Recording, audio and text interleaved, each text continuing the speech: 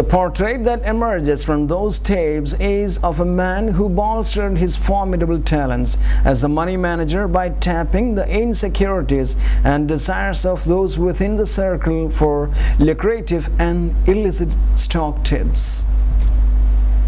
John Demjanjuk, guilty of Nazi death camp murders. A German court has found John Demjanjuk guilty of helping to murder more than 28,000 Jews at a Nazi death camp in World War II.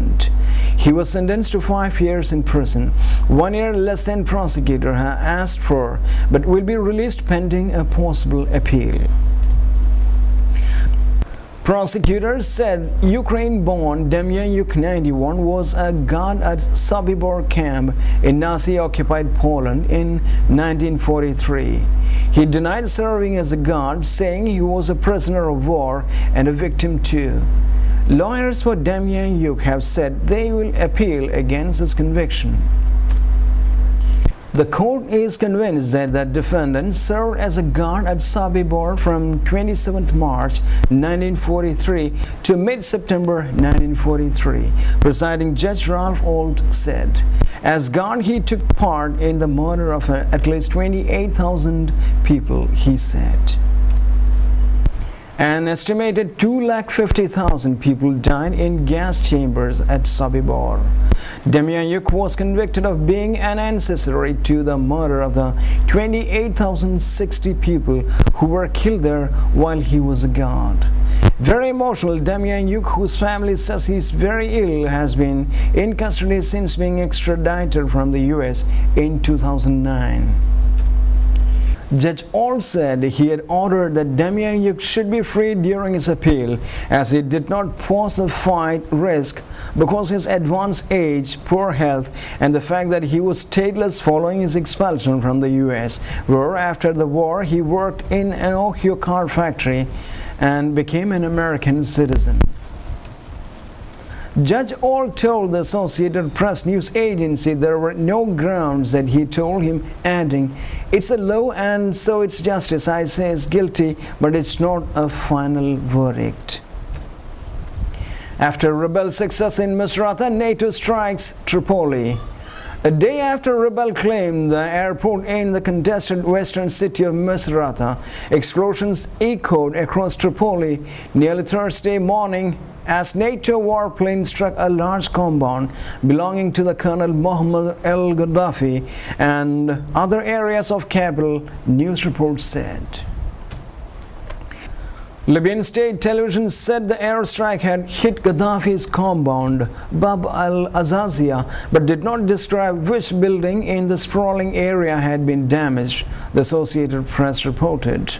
State television also reported damage to the North Korean embassy from the bombing, Reuters reported. The strikes came shortly after Colonel Gaddafi made his first public appearance in nearly 2 weeks on Wednesday night, speaking briefly on Libyan state television. Wearing dark sunglasses, he gestured to the audience in Tripoli hotel and said, "We tell the world those are the representatives of Libyan tribes." Yet, even as Colonel Gaddafi sought to underscore his support among some Libya's fractious tribes and quell rumors about health, the rebels notched one of their most significant victories of Libyan conflict by seizing the airport in Misurata, dealing a stiff military and public relations blow to Gaddafi government. The airport and its approaches were the last remaining pieces of terrain in the city to be controlled by Gaddafi's soldiers. Prime Minister Manmohan Singh visits Afghanistan for talks. Prime Minister Manmohan Singh is in Afghanistan for a 2-day visit to discuss fight against terror and Indian aid to the war-torn country. The visit comes just over 1 week after Al-Qaeda chief Osama bin Laden was killed by US commandos in Pakistan, but had been scheduled earlier.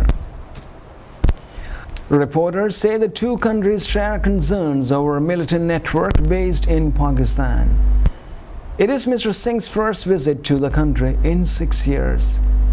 Reporters in Kabul says Manmohan Singh and President Karzai both feel vindicated that Osama bin Laden was discovered in Pakistan, as they have long accused Islamabad of upsetting regional stability by harboring militants.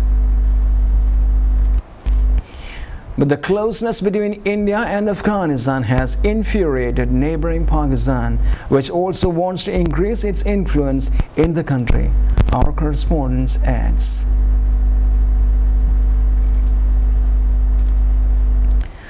This visit is being seen as a further step in the deepening links between India and Afghanistan. Although Mr. Singh last visited Afghanistan in 2005, President Karzai has visited India numerous times in recent years, the most recent trip being in February. I sincerely hope that all countries of this region, Afghanistan, Pakistan, India, would recognize that this is a unique moment in the history of this region, whereby we all should agree to work unitedly to end this scourge of terrorism. The international community will continue to stay in Afghanistan and will continue to be active in Afghanistan. The only change that I am seeking as the Afghan president on behalf of the Afghan people is for them to recognize that this war on terrorism is not in Afghan homes. So I would be seeking, with a louder voice, more protection for the Afghan civilians, for the Afghan homes, for the Afghan women and children. Spain earthquake caused perils a lot. We condole those who have lost their lives and express our sincere concern to those who have sustained injuries and lost properties.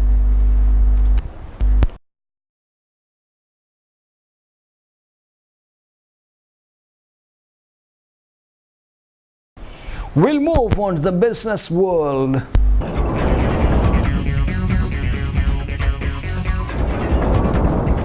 IMF says debt-hit Euro states need unrelenting reform. Debt-hit states of the fingers of the Eurozone need unrelenting reform efforts to try prevent the current crisis spreading, the IMF has warned. Greece and the Irish Republic have needed bailouts, and Portugal is also now asking for assistance. The IMF has also called on the European Central Bank, ECB, to refrain from increasing interest rates further. And it urged the European Union and member states to strengthen banks that need bigger cash cushions against another downturn. The IMF estimates that 17-member Eurozone will see economic growth of 1.7% this year and 1.9% in 2012 if debt crises do not harm the economy. Welcome to the world of science. Setbacks at Japan nuclear plant. A reactor at Japan's crippled nuclear plant has been more badly damaged than originally thought, operator TEPCO has said.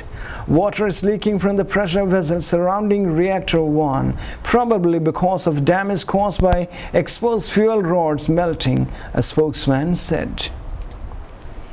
Contaminated water had also entered the sea from a pit near Reactor 3, but this had now been stopped, he said. The plant was badly damaged in the 11 March earthquake and tsunami.